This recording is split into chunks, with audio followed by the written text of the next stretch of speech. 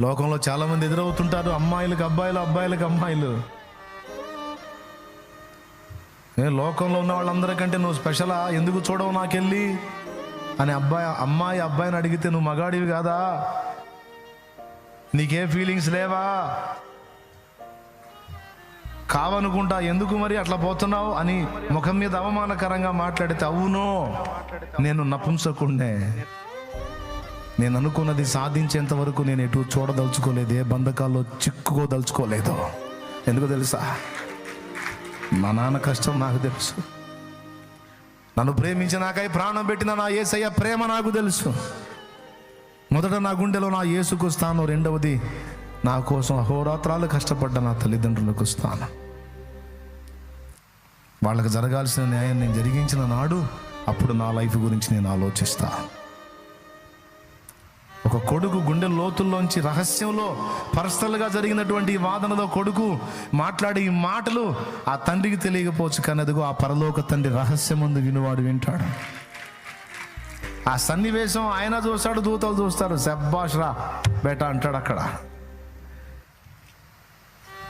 మా ఎన్నిసార్లు నిన్ను పలకరించినా, ఎన్నిసార్లు ప్రయత్నించినా మాట్లాడమే, స్పందించమే, ఏ స్పెషల్గా బిల్డప్ ఇస్తున్నావేంటి అంటే, నువ్వు కాదు నీలాంటి వాళ్ళు 14 మంది ట్రై చేసినా నేను లక్ష్య పెట్టను రే.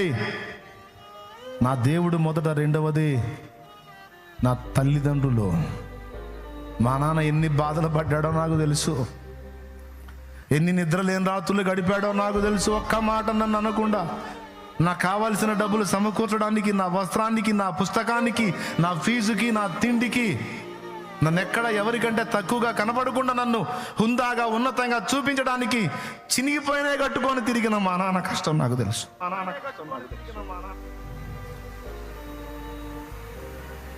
పచ్చడేసుకొని తిని, చిన్న ఉల్లి కారం నూరుకొని తిని, రూపాయికి రూపాయి కూడబెట్టి నా ఫీజు కట్టినది నాకు తెలుసు. ఎదవా ఇప్పుడు వచ్చి నువ్వు ప్రేమిత్తనని మాట్లాడి, ముందు ప్రేమించిన వాళ్ళ సంగతి ఏందిరా? మొదట నా దేవునికి, రెండవది నా తల్లిదండ్రులకు నా గుండెలో ప్రధాన స్థానం ఉంది, ఆ తర్వాత నా జీవితం. అందుకే నేను నా కెరియర్ మీద దృష్టి పెట్టా. అల్పమైన వాటిని అట్లా కదిలి ఊపిస్తే, నా ముందు అట్లాగా కదిలిస్తే అలాగా వెంటబడి వచ్చేదానికి నేనేమి ఆలోచన లేని దాన్ని కాదు, ఆలోచన లేనివాడిని కాదురా పిచ్చోడబా. నా దేవుడు, తర్వాత నా తల్లిదండ్రులు అని ఒక ఆడపిల్ల మాట్లాడుతుంటే అక్కడ వింటాడు. ఈ రహస్య సంభాషణ రహస్యం ముందు చూస్తున్న దేవుడు వింటాడు, దేవుడు చూస్తాడు. ఇలాంటి గుండెల కోసం కదా ఆయన ప్రాణం పెట్టింది, ఇలాంటి గుండెల కోసం కదా ఆయన రక్తం కార్చింది.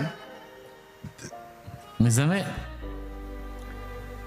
వీళ్ళు పనికిమాలోళ్ళు, పాపిష్టులు, బలహీనులు, బతుకంతా వంకరలే అనుకున్నాం, కానీ ఈ వంకర టింకర బ్రతుకులలో కూడా